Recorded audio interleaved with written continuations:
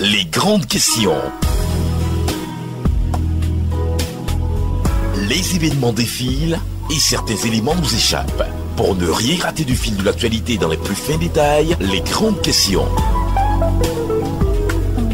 L'actualité politique, économique, sociale et culturelle. Décryptage tous les samedis à 9 h sur Waga FM. Les grandes questions pour une meilleure compréhension de l'actualité.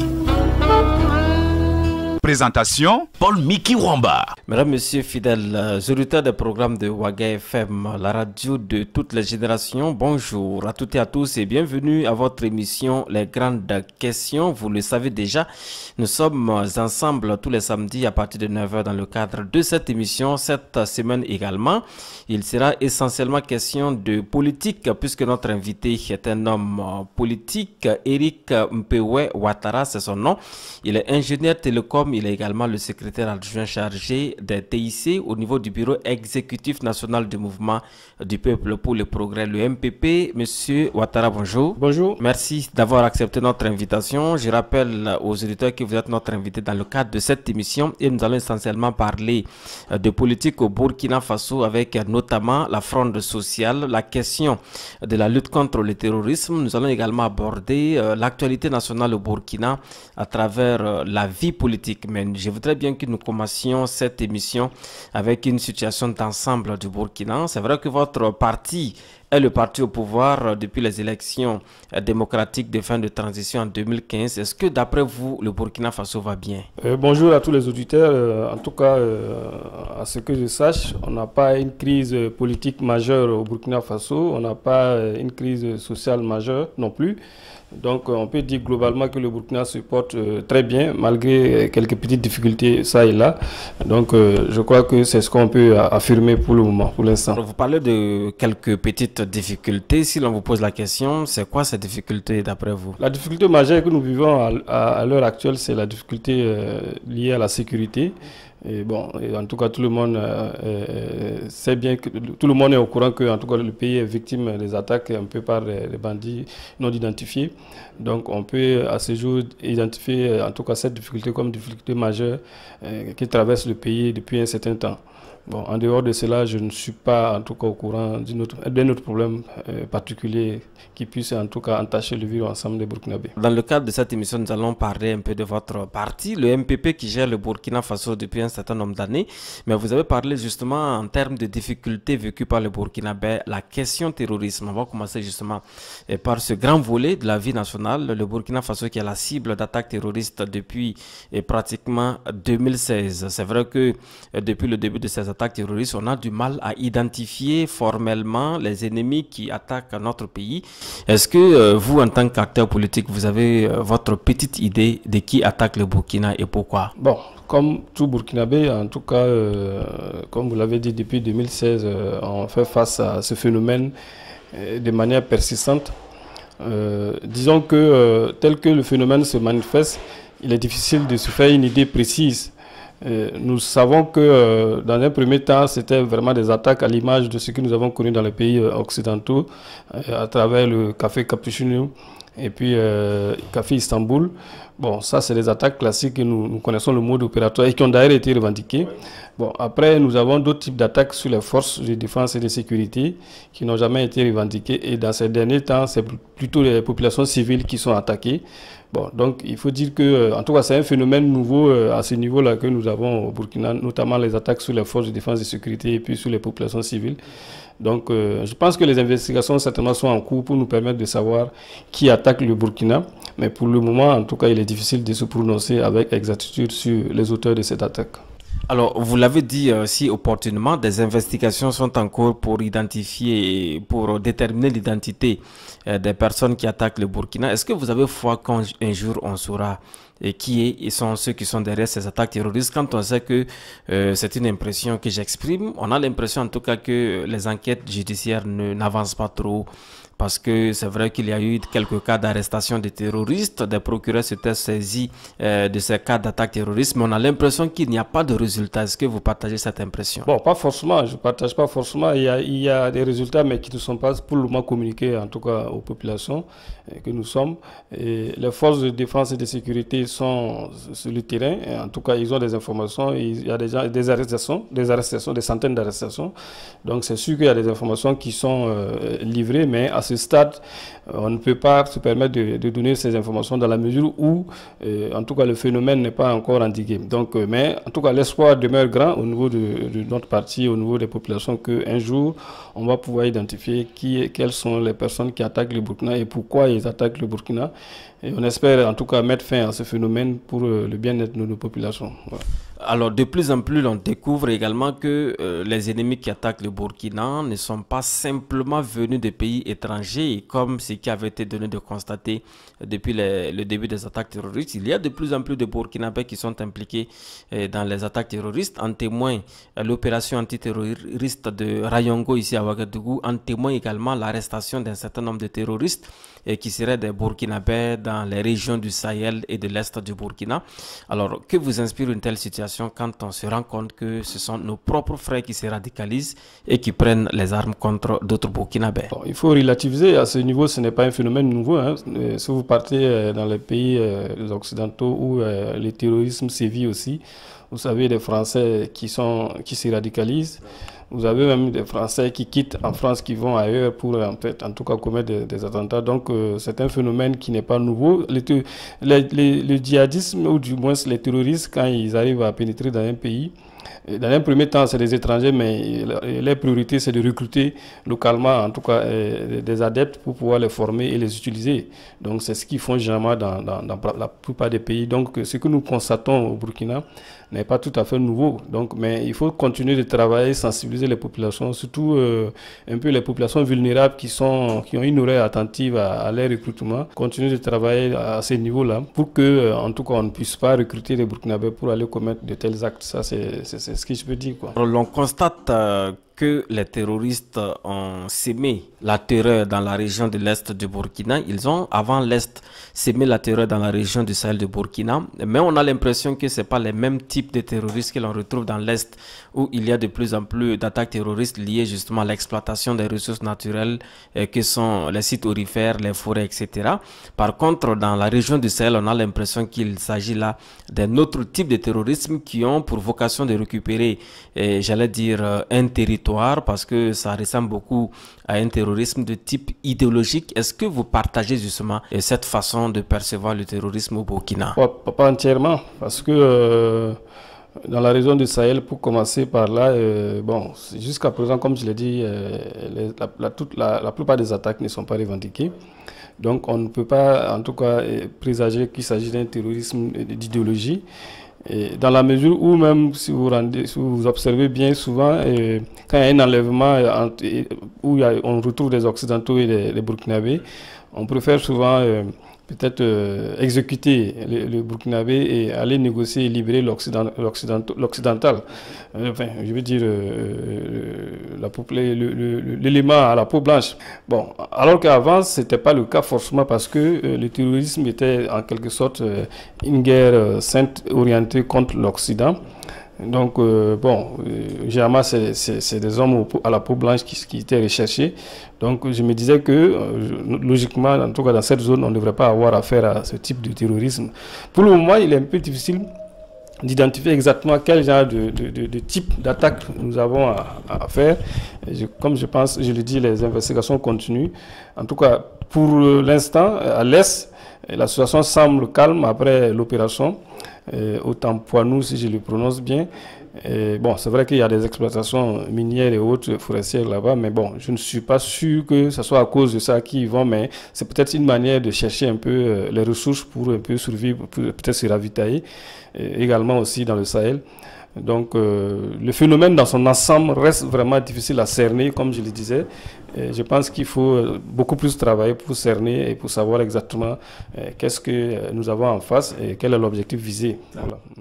Alors, vous l'avez dit, le gouvernement de Burkina, à travers le ministère de la Défense nationale et des anciens combattants, a conduit une opération spéciale dénommée au Tampouanou dans l'est du Burkina, laquelle opération a déjà produit quelques résultats, mais on a eu l'impression que L'autre opération qui a été lancée dans la région du centre-nord n'a pas eu les mêmes résultats parlant de l'opération Ndofou. Est-ce que vous partagez ce sentiment que Otampouanou aurait été un succès mieux que Ndofou? Il est difficile de dire que Ndofou pour le moment n'est pas un succès, puisque l'opération continue à ce que je sache. Il y a toujours nos forces de défense qui sont déployées là-bas en partenariat avec les forces françaises et même souvent avec l'appui des forces maliennes.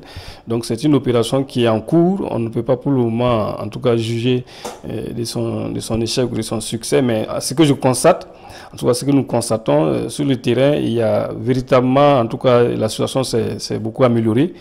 On n'a plus les attaques qu'on avait tous les jours sur les forces de défense et de sécurité et surtout sur les populations civiles. On a de temps en temps, en tout cas des représailles ou en tout cas des attaques sur les populations civiles, mais il faut noter que la situation s'est nettement améliorée.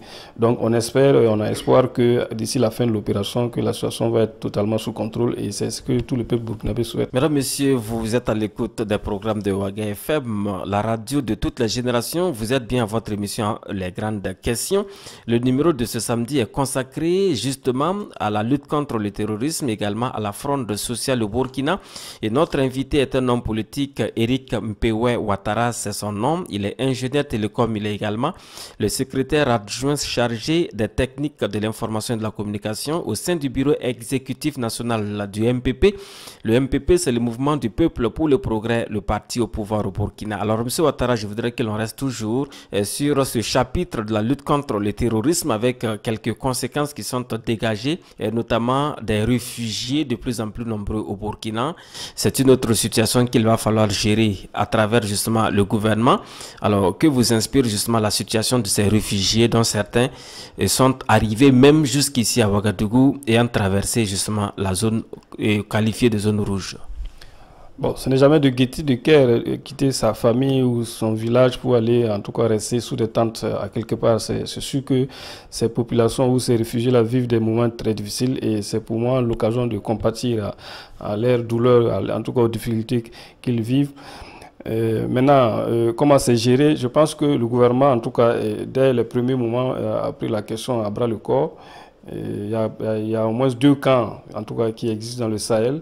Et il y a un camp qui vient, en tout cas, récemment d'être érigé à Ouagadougou, comme vous l'avez dit. Et donc, dans l'ensemble, en tout cas, tout semble se passer bien, mais c'est vraiment des grands nombres. Certainement qu'il y a des difficultés. Ce genre de regroupement, il ne peut pas ne pas avoir des difficultés. Donc, j'ai vu dans des reportages où on posait des problèmes d'eau et de nourriture et même de questions de santé. Je crois que c'est des questions qui sont difficiles dans leur ensemble à cerner, mais le gouvernement travaille d'arrache-pied et j'espère que les partenaires qui suivent un peu l'actualité au Burkina vont apporter un appui substantiel au gouvernement du Burkina. Sinon, en tout cas au gouvernement seul, ce n'est pas évident. Et la situation est devenue plus difficile. Nous avons des gens qui sont venus jusqu'à Ouagadougou.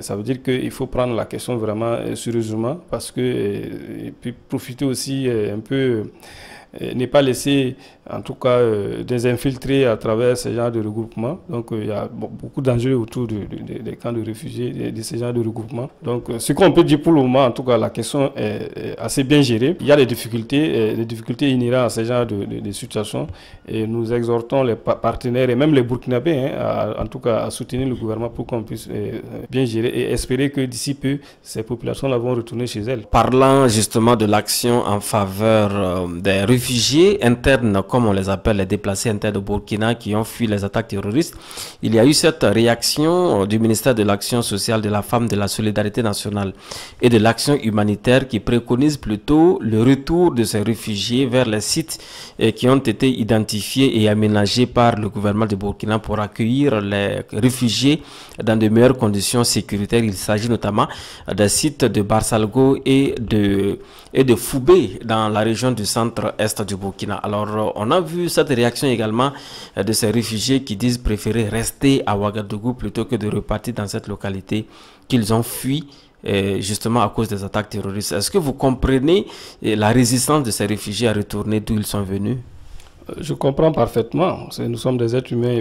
Bon, en fait, je pense que les uns et les autres pensent que Ouagadougou est un peu le lieu le plus sécurisant. Mais je pense aussi que le gouvernement a pris tout le dispositif nécessaire pour que ceux qui sont, en tout cas, ceux qui sont hors de Ouaga soient dans de bonnes conditions de sécurité.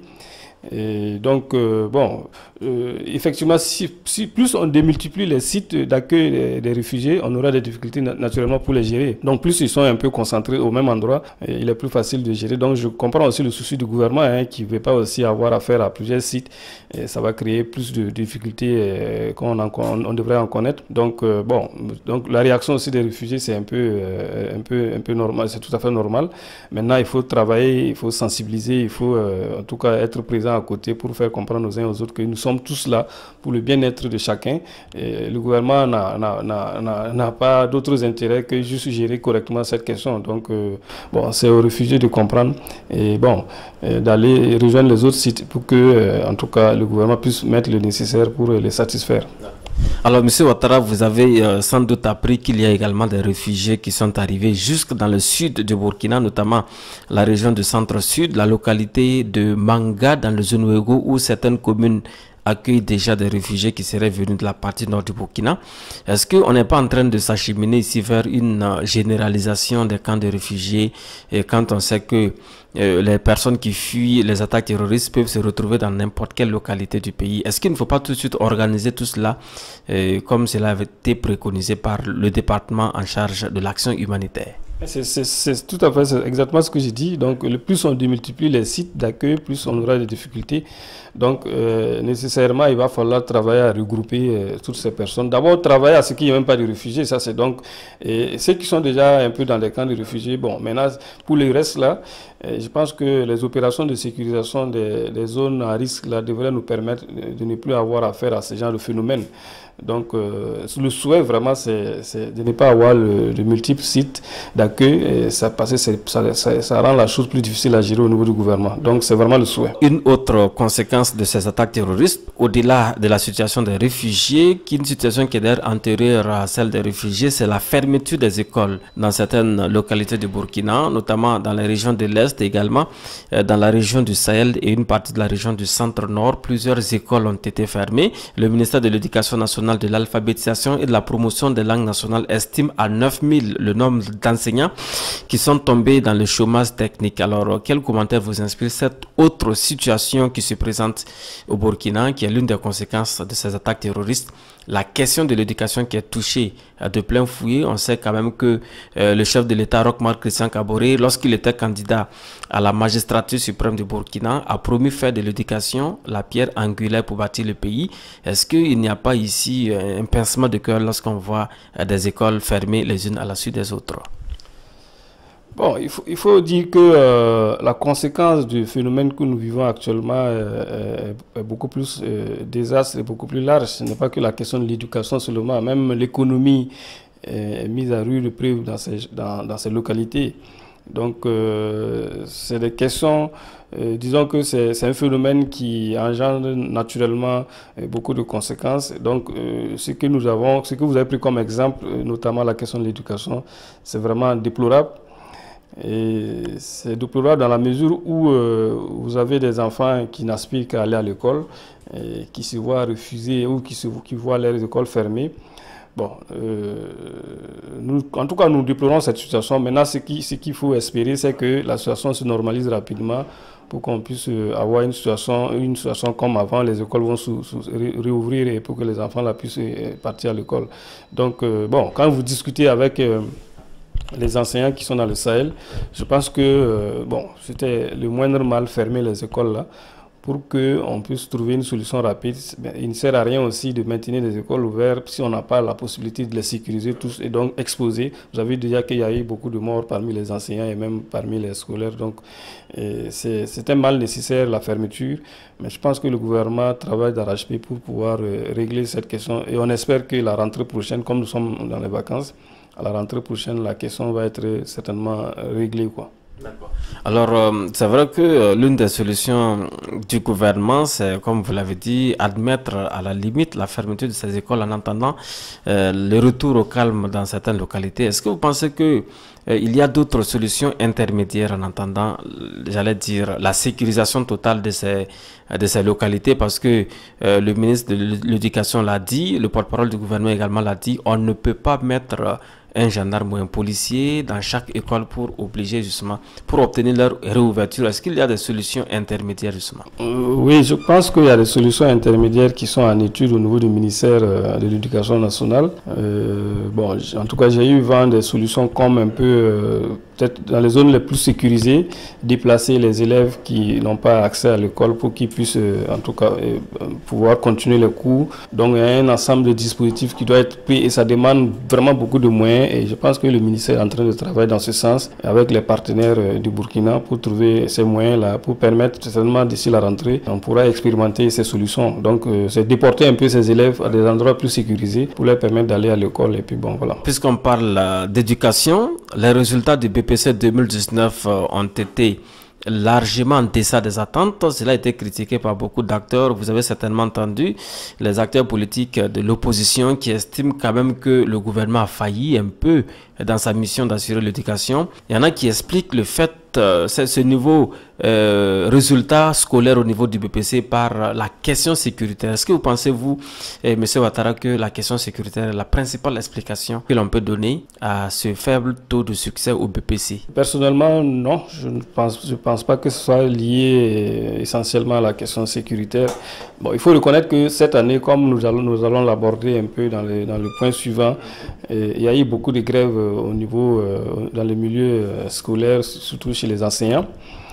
Et bon, cela a dû naturellement impacter, en tout cas, le rendement, disons le rendu et même les résultats scolaires. Parce que si vous faites le parallèle, quand vous regardez un peu les résultats au niveau du public et les résultats au niveau du privé, et moi j'ai parcouru sur les réseaux sociaux il y a 2 jours de cela, les résultats au niveau des établissements catholiques du Ouagadougou, où vous avez pratiquement 5 ou 6 établissements qui ont fait 100% au BPC. Et la plupart, c'est le minimum, c'est 88%, 90% de taux de réussite. Nous sommes tous dans le même Burkina. Donc ça veut dire qu'à quelque part, véritablement, il y a un autre souci. Et il faut chercher à savoir quel est le souci ici. Et moi, je pense que c'est beaucoup plus lié un peu aux perturbations liées aux grèves là. Et parce que on a des élèves qui nous disent, les enseignants ont passé le temps à gréver. Et à un moment donné, à la fin, quand les problèmes ont été réglés, ils sont venus avec des polycopes nous remettre. On n'a même pas eu le temps de faire suffisamment d'exercices. Et puis d'abord, un élève, quand vous faites un cours, l'évaluation sert à savoir si vous avez assimilé le cours ou pas. Mais si vous faites des cours et il n'y a pas d'évaluation, naturellement, vous ne pouvez pas savoir si c'est bien assimilé ou pas. Donc, cette question, je pense qu'elle est beaucoup plus essentielle dans ce taux d'échec-là que la question du terrorisme, parce que dans les établissements catholiques, le taux est largement au-dessus de 90%. Et si vous faites le tour à Ouagadougou, vous allez vous rendre compte. Donc, ce n'est pas forcément, en tout cas, à mon sens, la question du terrorisme. Mais on pourra vous répondre également que ces établissements catholiques de l'archidiocèse de Ouagadougou dont vous parlez sont dans des zones sécurisées, puisque vous parlez de Ouagadougou. Oui, mais prenez les résultats du centre du BPC, les résultats globaux de la région du centre, où on en a publié par région, il n'y a pas une région qui dépasse les 30%. Donc Ouagadougou aussi est sécurisé et c'est les mêmes établissements. Donc je pense que le problème est ailleurs. Je pense que, c'est en tout cas c'est l'occasion aussi déjà d'interpeller les éducateurs. C'est vrai qu'ils font beaucoup d'efforts. Bon, mais c'est toujours de continuer à fournir beaucoup plus d'efforts pour que nos enfants puissent avoir en tout cas le meilleur rendu et pour leur avenir. C'est important parce que, vous voyez, moi j'ai eu la chance de faire les établissements catholiques, mais les enseignants dans les établissements catholiques sont moins bien payés que ceux du public, ça c'est nettement clair. Bon, donc c'est pour dire que aussi souvent ce n'est pas des questions liées à l'argent, parce que ceux qui sont moins bien payés fournissent les meilleurs résultats par rapport à ceux qui sont mieux payés. Donc il y a vraiment tout un ensemble de choses à revoir à ce niveau et bon, on espère que les uns et les autres prendront conscience. Et comme la question de la revendication des enseignants s'est réglée, j'espère que l'année prochaine le tout va être nettement meilleur, quoi. Mesdames, Messieurs, si vous venez de nous prendre en marche, sachez que vous écoutez la radio Ouaga FM et vous êtes à votre émission, Les Grandes Questions, l'émission consacrée au débat sur les questions politiques au Burkina. Cette semaine, notre invité est Monsieur Eric Mpewe Ouattara. Il est ingénieur télécom, il est également le secrétaire adjoint chargé des techniques de l'information et de la communication au sein du bureau exécutif national du MPP, le parti au pouvoir. Alors, Monsieur Ouattara, on a parlé tantôt de cette question sécuritaire. On va glisser un peu, si vous le voulez bien, sur la question de la fronde sociale. Vous en parliez déjà dans le courant de cette émission. On a constaté également au Burkina depuis un certain temps, beaucoup de fonctionnaires sont rentrés en grève dans pratiquement tous les départements ministériels. Il y a eu des mouvements sociaux. On a également vu cette tentative de reprise du dialogue avec les partenaires sociaux qui sont les syndicats et qui n'a pas prospéré. C'était une initiative du gouvernement du Burkina. Alors déjà, dites-nous comment est-ce que vous pouvez vous expliquer cette remontée des mouvements sociaux au Burkina. On a l'impression que tout le monde veut avoir satisfaction ici et maintenant. Pourquoi cela? Bon, d'abord, il faut noter que c'est un phénomène pour moi normal et naturel. Parce que là où nous venons, en tout cas, le phénomène tire sa source de là-bas. Parce qu'après 27 ans du régime Compaoré, il y avait une soif, en tout cas, d'un changement. Le changement, c'est peut-être pas forcément au niveau de la gouvernance, mais c'est aussi au niveau du plat du Burkinabé. Donc, dans son assiette, il veut sentir le changement. Donc, après ce changement, après l'insurrection, naturellement, les attentes étaient multiples et nombreuses. Donc, il fallait s'attendre à cette réaction, surtout de la part des fonctionnaires. Très vite, le régime a été pris, je veux dire, le nouveau régime, le pouvoir actuel a été pris, en tout cas, au coup par la fronde sociale. Et malheureusement, pour le pouvoir aussi, la question sécuritaire s'est invitée au débat, donc l'attention était beaucoup plus focalisée sur la question sécuritaire. Mais bon, je pense que dans l'ensemble, le gouvernement, en tout cas, arrive à gérer correctement la question liée à la fronde sociale. Parce que si vous regardez, il y a eu de multiples grèves, mais la plupart des revendications ont trouvé satisfaction. Il reste quelques revendications qui sont toujours d'actualité et des nouvelles revendications aussi qui naissent. Bon, donc il faut continuer à travailler. Contrairement à ce que vous dites, le dialogue social n'est pas rompu, le dialogue est maintenu avec les partenaires. C'est plus compliqué maintenant parce qu'avant, les luttes étaient généralement gérées au niveau de la CITB. Et vous avez un peu un chronogramme de dialogue entre syndicats, donc la confédération et les centrales et le gouvernement. Mais maintenant que ce sont des syndicats un peu unitaires qui posent des problèmes, donc naturellement la question est plus complexe. Mais comme je le disais, dans l'ensemble, en tout cas, si vous faites le point, la plus grosse grève ou la plus grosse fronde sociale qui reste actuellement, c'est la question des infirmiers, du SYNICHA et des médecins. Bon, il y a aussi d'autres tels que les secrétaires administratifs et administrateurs civils et les secrétaires, je crois, de bureau, je sais quoi. Voilà. Donc il y a d'autres questions certainement de ce genre qui sont en suspens. Mais il faut noter que pour les agents de santé, c'est un accord qui n'est pas appliqué. Donc déjà, c'est quelque chose qui est pratiquement, on n'est pas loin de la solution. Il y a un accord qui n'est pas encore appliqué, mais il faut aussi comprendre que dans notre contexte actuel, avec la fronde sécuritaire et disons la question du terrorisme, et bon, l'économie, en tout cas, on a des difficultés. Les priorités ont changé. Les priorités ont changé et c'est sûr que les caisses de l'État aussi, en tout cas, ont des difficultés. Voilà. Donc, il y a des engagements que vous prenez parce avec la bonne foi, la bonne volonté. Mais dans la mise en place, dans la mise en pratique, il y a naturellement des difficultés. Donc, il faut comprendre aussi que les accords qui traînent à être mis en œuvre, c'est souvent lié à ce genre de questions difficiles, budgétaires et ainsi de suite. Donc, moi, je pense que globalement, et comme je l'ai dit, le phénomène est normal et il est assez bien géré dans l'ensemble par le gouvernement. Monsieur Ouattara, vous vous souvenez sans doute qu'en 2016, au premier mois de l'accession au pouvoir du président Roch-Marc Christian Kabore, les magistrats sont rentrés en mouvement. Ils ont observé un arrêt de travail. Ils ont réclamé de meilleures conditions de vie et de travail, comme on le dit, une revalorisation salariale. Au bout d'un certain nombre de jours de grève, ils ont obtenu gain de cause, une satisfaction, j'allais dire, éclatante, et ce qui, selon certains observateurs, a inspiré d'autres syndicats et qui ont dit, s'il y en a pour un, c'est qu'il y en a pour deux. Est-ce que vous pensez également, comme le grand public, que tout est parti justement de cette satisfaction, j'allais dire, trop vite accordée aux magistrats burkinabés, c'était un cadeau du président du Faso, n'est-ce pas? On peut faire ce constat, oui, mais en fait, ça ne s'explique pas parce que il faut savoir que la magistrature, la justice, c'est un pouvoir à part qui est appelé à être indépendant. Et sous la transition, si vous avez souvenance, on a voté, enfin, on a accordé en tout cas l'indépendance à la justice sous la transition. Tous les acteurs politiques étaient sous la table pour accorder cette indépendance. Donc, ça veut dire quoi? Ça veut dire que maintenant, le Conseil supérieur de la magistrature a un président qui est désigné par les magistrats. Il en est de même pour le procureur. Donc, dans la même logique d'indépendance, on a dit, bon, les magistrats ont estimé qu'il faut améliorer leurs conditions de vie. Donc, l'engagement a été pris sous la transition, effectivement, de leur accorder cet avantage. Donc, c'est un engagement qui avait déjà été pris. Et le pouvoir MPP, disons que le MPP est arrivé au pouvoir en 2016 avec l'engagement sous la main.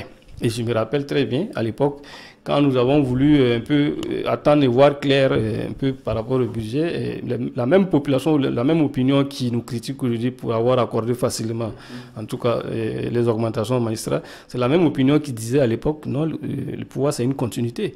Vous êtes venu trouver un accord, vous êtes obligé d'appliquer, vous n'avez pas le choix que de le faire, vous ne pouvez pas tergiverser. Je me rappelle très bien. Donc, nous n'avons fait qu'appliquer dans le cadre de la continuité de l'État un accord qui existait bel et bien sous la transition.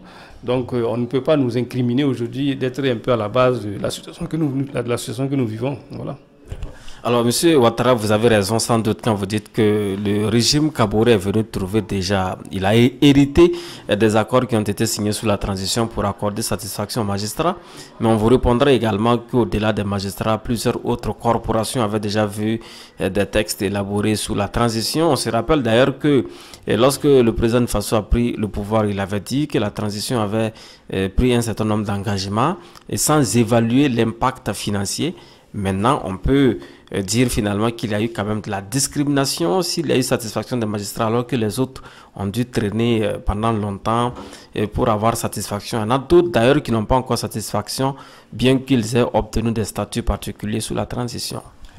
Je n'ai pas souvenance en tout cas d'un corps qui a eu un accord sur la transition et qui n'est pas encore satisfait. Mais beaucoup sont rentrés en mouvement pour avoir satisfaction après les magistrats également. Même les magistrats sont rentrés en mouvement naturellement parce que quand vous venez au pouvoir, bon, vous êtes obligé d'attendre. C'est une question de budget, un peu harmoniser les revendications, c'est-à-dire que les besoins qui sont liés aux revendications et puis les prendre en compte dans le budget. Et la question, par exemple, de la loi 13, pour passer à la loi 80 si je me trompe, mais c'est des choses que la transition avait aussi accordées sans que ça ne soit budgétisé. Voilà, vous voyez. Donc il a fallu revoir le budget pour prendre en compte. Et ce passage a fait une incidence de 13 milliards et quelques pour le budget national. Donc je crois que, comme on le disait, la plupart des engagements qui ont été pris, il fallait naturellement prendre le soin de voir clair au niveau du budget pour pouvoir les prendre en compte. Mais actuellement, à l'heure actuelle, là, il y avait des policiers qui c'est sur le point d'être réglé. Il y avait les forces de défense et de sécurité, ça a été réglé. Et donc je ne sais pas quel autre corps avait eu des engagements qui n'est pas encore en tout cas appliqué. Donc, mais le gouvernement continue le travail pour les autres revendications qui sont venues après. Bon, comme je dis, moi je comprends le phénomène, parce que bon, voilà, c'est normal parce qu'après tant d'années, on veut quand même sentir qu'on a fait une insurrection, que nos conditions ont changé. Mais il faut avoir aussi que les changements au niveau des États, ce n'est pas du tic au tac, ça prend du temps. Donc, mais pour le moment, nos populations ne sont pas éduquées à comprendre ce genre de choses. Et il faut faire avec. Et c'est au gouvernement de trouver l'argumentaire nécessaire, et en tout cas à travers le dialogue, pour convaincre les partenaires.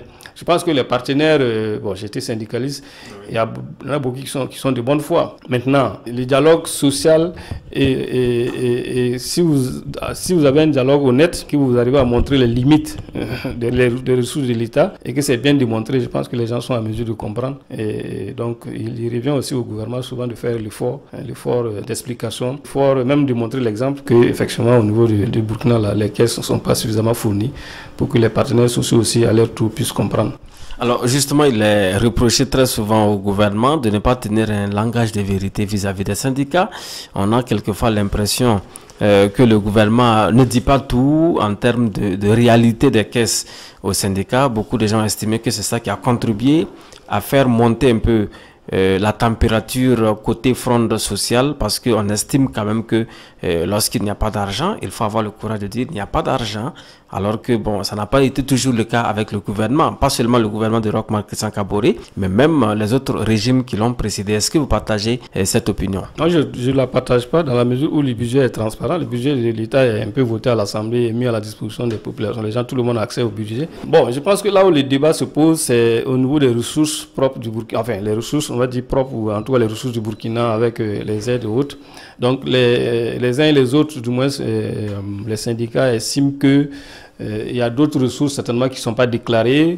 Il faut faire l'état sur les richesses du Burkina, et pour qu'on sache ce que le Burkina gagne exactement, surtout au niveau de l'or.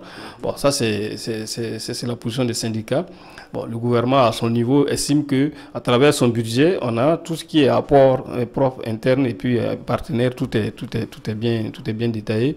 Bon, donc c'est une question de jeu de confiance. Donc je pense qu'il faut arriver à se faire confiance parce que c'est des personnes responsables. Et bon, et comme je l'ai dit, travailler vraiment à aussi mériter la confiance de part et d'autre. Que ce soit les syndicats, les revendications doivent être portées de sorte qu'on sache que vraiment c'est des choses qui sont nécessaires et qu'on n'est pas en train de chercher à faire de la récupération derrière. Au niveau du gouvernement aussi, que les réponses qu'on apporte ou les limites que nous avons, que les populations se rendent compte qu'effectivement c'est des limites objectives et qu'il n'y a pas une volonté d'étouffer une manifestation ou une revendication ou quelque chose de ce genre. Alors c'est vrai qu'il y a eu beaucoup de foyers de tension qui ont été ouverts depuis un certain temps avec des revendications tous azimuts, et prenant justement le cas des magistrats, des policiers, des GSP, des enseignants, etc. Mais on convient avec vous également qu'il y a eu des efforts pour éteindre beaucoup de foyers de tension sociale également qui existaient ici au Burkina. Mais on a encore un foyer qui existe. Il s'agit de bras de fer entre le gouvernement et les acteurs du monde de la santé aujourd'hui, qui ont observé le mois dernier une série de grèves, et aujourd'hui ils se sont engagés dans une opération dite caisse vide. Alors, quel commentaire vous inspire cette attitude des syndicats du domaine de la santé? Bon, mon sentiment propre est que nos syndicats sont souvent maximalistes dans la revendication. Ça, c'est vraiment un sentiment propre. Ils demandent trop, vous l'avez dit. Oui, ils demandent trop et tirent trop souvent. C'est-à-dire que bon, on peut porter une revendication, parce qu'il y a demandé trop, il y a la manière de chercher à satisfaire la revendication. Donc on peut porter une revendication et bon, en tout cas, miser sur le dialogue pour pouvoir satisfaire. Donc à ce niveau, la grève n'est pas systématiquement l'outil pour moi qu'il faut, en tout cas pour satisfaire les revendications. Parce que la grève reste, quand vous suivez un peu les cours théoriques syndicalistes, la grève, c'est l'arme ultime. Quand on sort ça, normalement, on doit avoir satisfaction. C'est le dernier recours. Voilà, le dernier recours. Mais quand vous regardez chez nos amis syndicalistes, bon, c'est devenu vraiment, c'est la première arme. Dès qu'on va déposer une plateforme, on annonce déjà voilà, un débrayage ou un sitting. C'est un peu abusé. Mais bon, je pense qu'il faut travailler vraiment à mériter la confiance de part et d'autre, quoi. On a quelquefois entendu certains acteurs politiques, notamment du parti au pouvoir, qui estiment que les luttes syndicales au Burkina sont quelquefois politisées. Est-ce que M. Ouattara partage ce point de vue? Oui, bien sûr, je partage en tout cas que on ne dit pas que ce sont tous les syndicats. Il y a des syndicats très responsables, hein, il faut le dire, qui travaillent de sorte vraiment à poser les revendications réelles de leur corps. Donc maintenant, il y en a aussi qui se cachent un peu derrière ces revendications pour pouvoir atteindre d'autres objectifs, ça c'est clair. Donc bon, comme on le dit souvent, nous sommes dans un pays de savane où chacun voit l'autre, donc c'est clair que ça existe. Maintenant, c'est ce genre de situation qui un peu ternit l'image du syndicalisme et qui fait souvent croire que, bon, même quelle que soit votre bonne volonté, bon, écoutez, les uns et les autres ne sont pas prêts à abdiquer parce que leur objectif, c'est peut-être votre place, quelque chose de ce genre, ou s'aimer le trouble, quelque chose de ce genre. Mais bon, la grande majorité des syndicats au Burkina, c'est des syndicats responsables. Je profite de saluer un peu, en tout cas, le syndicat, quoi on appelle ça, la coordination des syndicats de l'enseignement de l'éducation, qui vraiment, pour moi, est un exemple du syndicat de coordination ou du syndicat responsable. Parce que quand vous avez suivi un peu l'évolution de leur lutte, vraiment, c'est une lutte qui, bon, c'est vrai qu'elle a duré dans le temps, c'est comme je l'ai dit, c'est ça qui a impacté le résultat scolaire, mais bon, on a senti quand même des gens qui voulaient qui voulaient quelque chose, et dès lors qu'ils ont pu avoir, en tout cas, ils ont pu grignoter, ils ont dit, bon, écoute, on va arrêter et puis on va à l'essentiel. Maintenant, vous avez certainement là-dedans des gens qui ne sont pas satisfaits, mais bon, c'est un grand groupe, on ne peut pas satisfaire individuellement tout un chacun. Il y aura certainement dans la mise en œuvre des gens qui ne vont pas trouver leur compte. Et naturellement, bon, ces gens de frustration, on ne peut pas les éviter. Alors, M. Ouattara, s'il y a un mouvement social qui a fait monter l'adrénaline au sein de l'opinion publique burkinabé, il s'agit du mouvement social des travailleurs du ministère de l'économie, des finances et du développement qui ont observé des séries de grèves accompagnées d'un mouvement d'humeur qui aura duré pratiquement 4 mois depuis décembre 2018 avec l'adoption de la nouvelle loi des finances qui encadre un peu le fameux fonds commun. Alors, comment est-ce que vous avez vécu ces moments en tant que citoyen et quelles leçons peut-on tirer de ce bras de fer que l'on a eu entre le gouvernement et les syndicats du ministère de l'économie et des finances par l'opinion publique burkinabé? Bon, en tout cas, mon point de vue propre, mon opinion, c'est vraiment que c'est une question qui a été mal gérée de part et d'autre. On a affaire à un syndicat de type nouveau dans ce ministère-là, des jeunes un peu, bon, je ne vais pas utiliser le terme, des jeunes qui peut-être qui se croient toujours dans le feu de l'insurrection. Voilà, qui pensent qu'à travers les discours musclés, on peut dégager un gouvernement et puis instaurer un nouvel ordre, ainsi de suite. Et donc, qui n'avaient peut-être pas aucun respect pour l'autorité en face, qui étaient sûrs qu'à travers la force physique, la force, on pouvait arracher ce qu'on veut.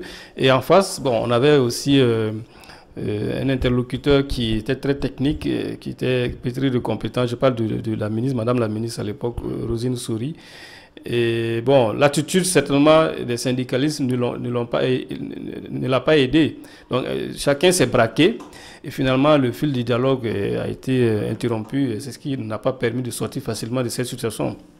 Bon, je pense que son départ a été bon, quelque chose qui a pu désamorcer la crise.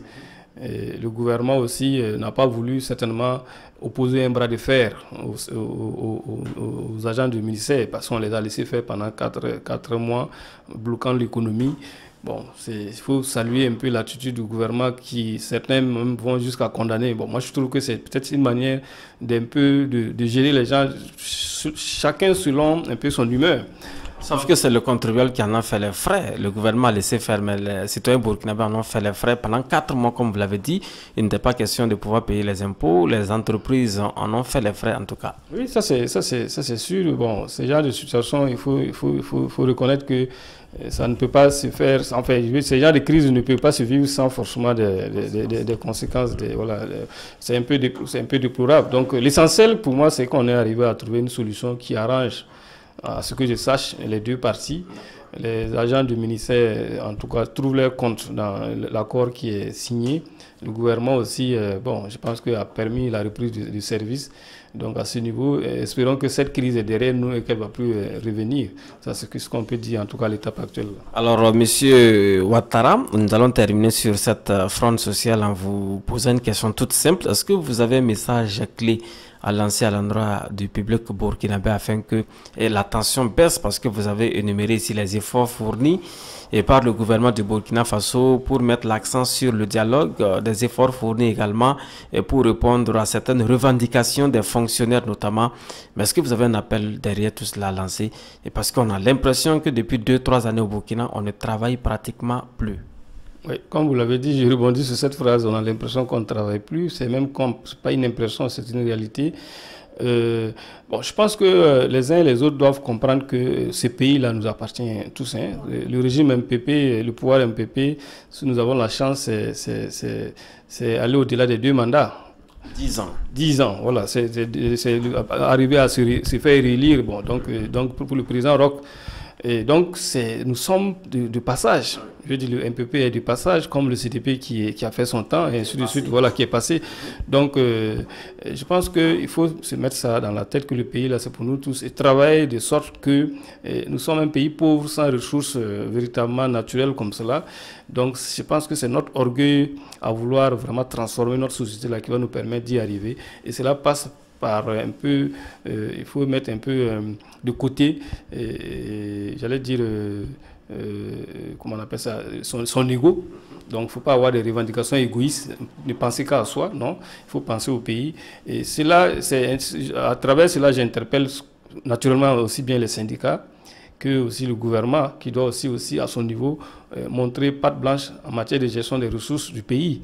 Parce que quand vous écoutez les discours au niveau des syndicats, ils estiment que, bon, en tout cas, la chose publique n'est pas bien gérée, c'est pourquoi ils estiment qu'ils peuvent avoir leur compte. Alors, Monsieur Ouattara, nous allons passer à un autre point. Nous sommes presque à la fin de cette émission, on va en tout cas évoquer certains points de l'actualité au Burkina Faso. De nouvelles modifications ont été apportées au code pénal du Burkina en ce qui concerne les dispositions qui réglementent un peu la publication des informations et des images liées aux attaques terroristes. Les députés ont voté justement ces modifications le 21 juin 2019, mais depuis lors, plusieurs acteurs ne sont pas contents. Les hommes de médias, que dis-je, nous les journalistes ne sommes pas contents en tout cas de cette adoption. L'adoption de cette modification apportée au code pénal du Burkina. Est-ce que vous comprenez cette réaction et qui vise justement à dénoncer le fait qu'il y a une restriction de la liberté d'expression avec ce nouveau code pénal? Est-ce que vous comprenez? Dans une moindre mesure, oui. C'est-à-dire que s'il n'y a pas suffisamment de temps donné pour expliquer la loi, le contenu de la loi aux différents acteurs, face à l'incompréhension, les gens peuvent se sentir mécontents.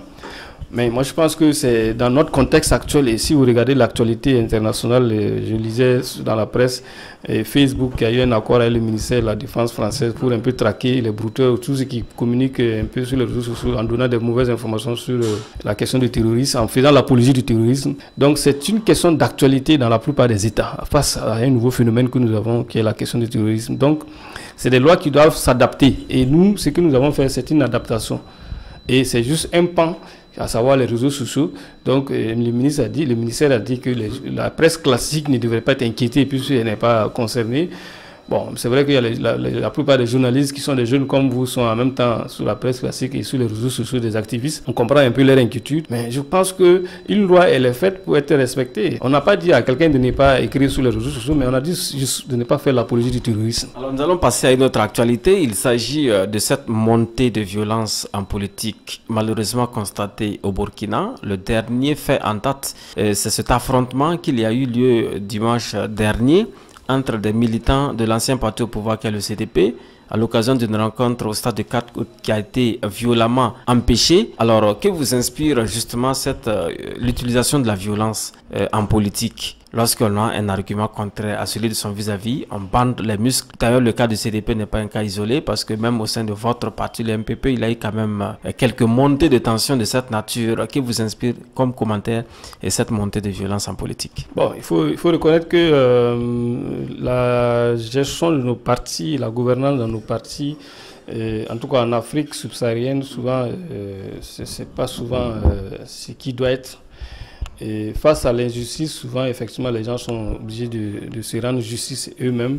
Mais il faut condamner cela. Donc, je n'approuve pas effectivement la violence telle que ça s'est déroulé au niveau du CDP ou telle que ça se déroule ailleurs. C'est des choses qu'il faut condamner.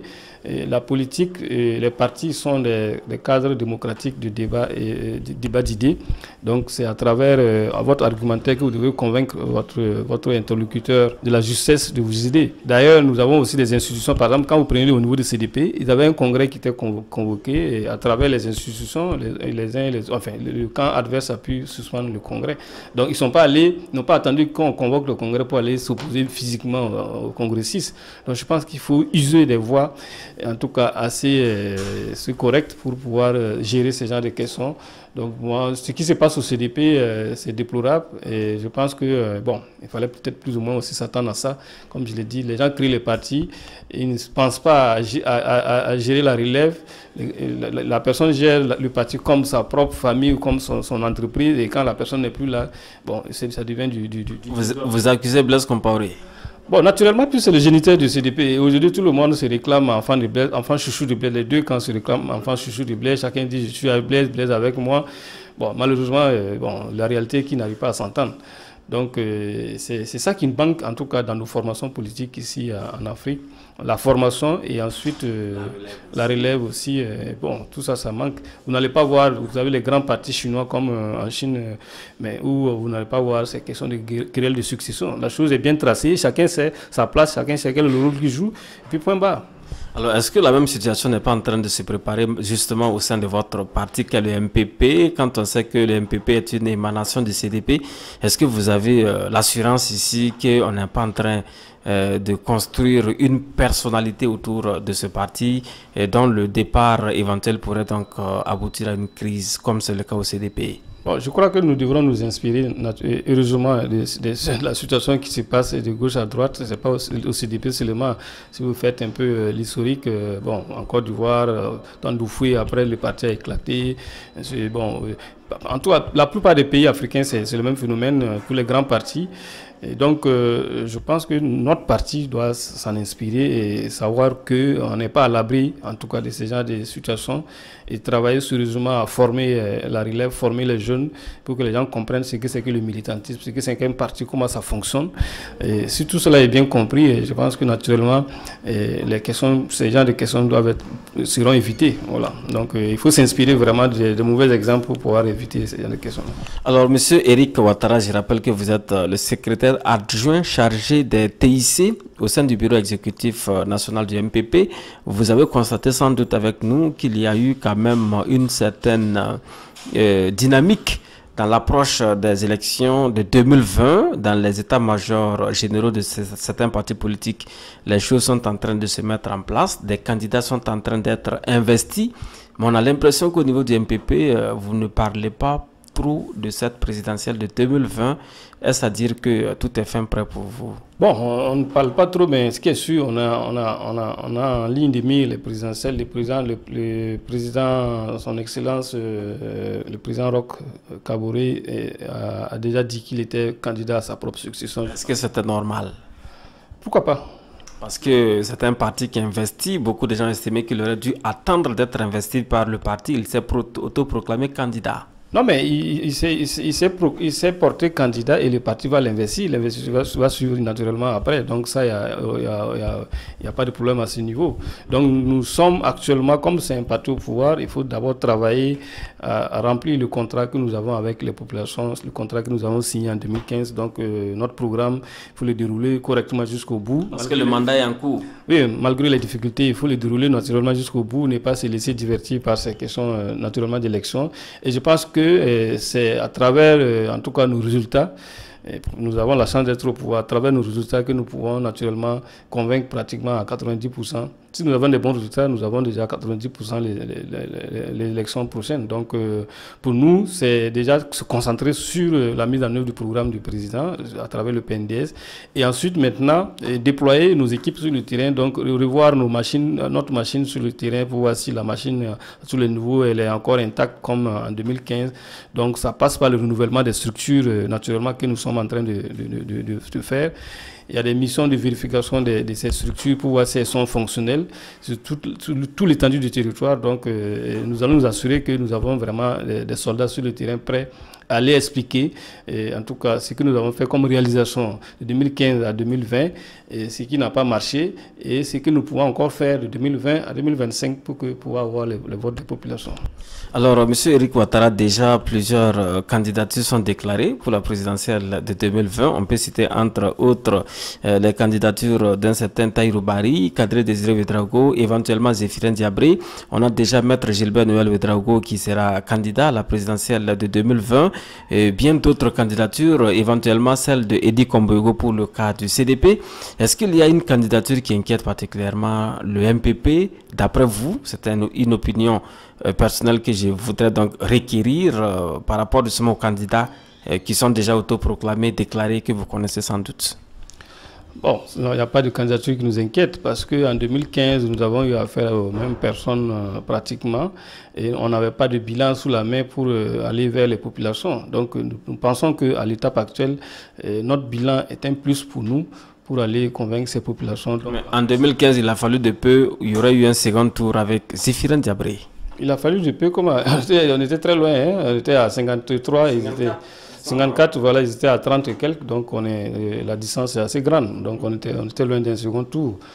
Je pense que naturellement pour 2020, et comme je l'ai dit, le bilan, quand vous suivez le bilan du président Roch Marc Christian Kaboré, dans son ensemble, il est très positif. Donc nous pensons que ce bilan qui va peser naturellement en faveur du MPP. Donc on n'aura pas de difficulté pour battre les candidats qui sont déjà cités là. Alors l'élément essentiel de ce bilan, c'est quoi d'après vous? Bon, il faut déjà aller au niveau des infrastructures. Il y a beaucoup de choses qui sont faites à ce niveau. Aujourd'hui même, on vient d'inaugurer la route d'Edougou-Tougan. C'est un exemple parmi tant d'autres. Il faut au niveau de l'éducation, il y a beaucoup de choses. Bon, j'ai pas comme c'était pas l'objet du débat, sinon je vous aurais donné les différents taux, les normes d'écoles sous-périodes qui ont été, qui sont passées, qui ont été normalisées. Voilà, merci. Et les lycées on vient de lancer la construction de 100 complexes scolaires. Et donc il y a d'autres questions qui sont certainement, en tout cas, vont voir d'autres résultats qui vont voir le jour dans les jours à venir. Dans le domaine de la santé, on parle plus de la gratuité des soins. Gratuité des soins. Voilà, par exemple, gratuité des soins, on a le CHU de Bassinko qui va être construit, celui de Bobo, ainsi de suite. Donc, vous voyez déjà que c'est des grandes réalisations qui vont soulager nos populations. Voilà, pour ne citer que ceux-là. Voilà. Alors, M. Ouattara, nous sommes pratiquement à la fin de cette émission. Les grandes questions, avec vous comme invité, je rappelle aux auditeurs que vous êtes un ingénieur télécom. C'est bien cela. Alors, je voudrais justement, pour terminer cette émission, poser une question sur l'avenir, j'allais dire, des télécommunications au Burkina, avec notamment le volet réseaux sociaux et le volet téléphonie mobile. Est-ce que le Burkina est au top? On peut le dire ainsi.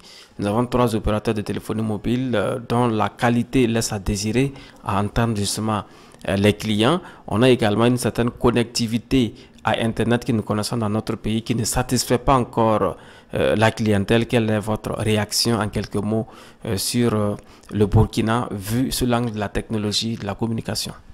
En tout cas, le Burkina se débrouille assez bien, sinon même très bien, parce que nous sommes un pays enclavé. Et si vous regardez l'Internet, c'est la connectivité au câble sous-marin. Et nous sommes très loin du câble sous-marin. Il faut passer par la Côte d'Ivoire ou par le Ghana ou le Sénégal. Donc pour vous, c'était pas gagné d'avance? C'était pas gagné d'avance. Donc par rapport à notre situation géographique, si vous regardez un peu les prouesses que nous faisons dans le domaine des TIC, je peux dire que c'est déjà quelque chose de très bien. C'est-à-dire que la gouvernance générale dans ce domaine-là est favorable un peu à l'épanouissement des investisseurs. Je vous rappelle que Orange Niger est en train de quitter parce qu'ils estiment que la pression fiscale est tellement grande qu'ils n'arrivent pas à s'en sortir. Ils sont chaque fois. Mais chez nous, c'est pas le cas. Tous les 3 opérateurs arrivent en tout cas à tirer les épingles du jeu.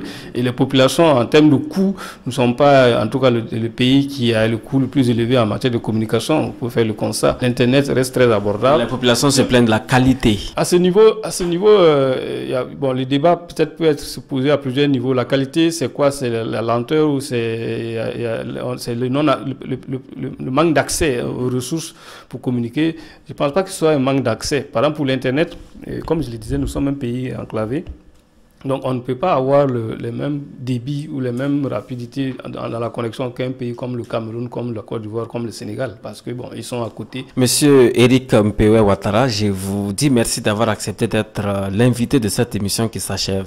C'est à moi de vous dire merci. Merci aux auditeurs qui ont en tout cas eu le temps à nous consacrer pour écouter tout ce que nous avons dit ici. Et merci à la radio. Et en tout cas, moi, chaque fois, j'invite les journalistes à faire aussi les gestes à l'endroit de la jeunesse militante dans les différents partis, parce que c'est à travers, comme je l'ai dit, ces genres d'émissions aussi qu'on arrive à se former, à se cultiver, donc c'est bien. Mesdames, Messieurs, merci à vous également qui nous avez suivis de bout en bout. C'était l'émission Les Grandes Questions avec comme invité Monsieur Eric Mpewe Ouattara. Il est ingénieur télécom, il est par ailleurs le secrétaire adjoint chargé des technologies de l'information et de la communication au sein du bureau exécutif national du MPP. Très bonne semaine à toutes et à tous. On renouvelle le rendez-vous pour le samedi prochain avec d'autres grandes questions d'actualité. Mesdames, Messieurs, merci de rester fidèles au programme de la radio de toutes les générations. Les grandes questions. Les événements défilent et certains éléments nous échappent. Pour ne rien rater du fil de l'actualité dans les plus fins détails, les grandes questions. L'actualité politique, économique, social et culturel. Décryptage tous les samedis à 9h sur Waga FM. Les grandes questions pour une meilleure compréhension de l'actualité.